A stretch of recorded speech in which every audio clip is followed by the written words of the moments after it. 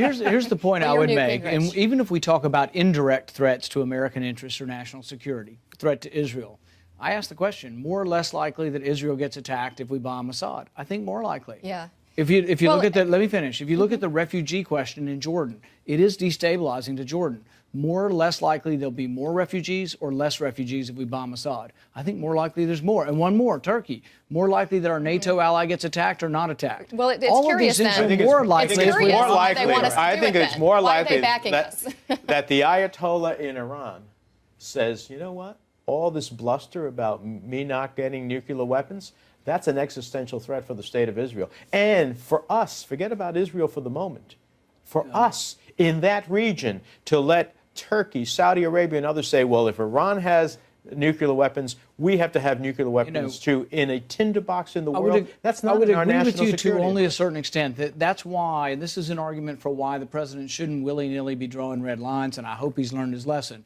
The more red lines you draw and the more you let people go beyond it, the less your credibility is. The president has lost face, he's lost credibility, but the United States has a great and ferocious ability to defend ourselves. And you saw it after 9/11.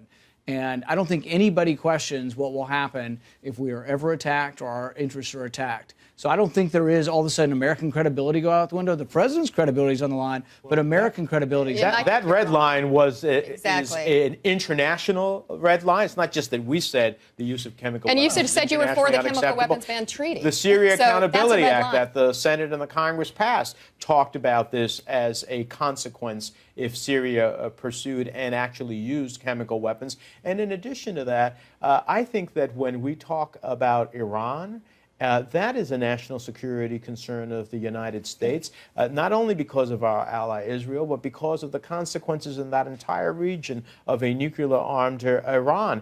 And so I don't think it's about the president losing face. It's about whether or not the United States has the credibility in the world to ultimately back up what it says it intends to do and hopefully never have to pull the trigger as a result of having that seriousness approach. Let me ask you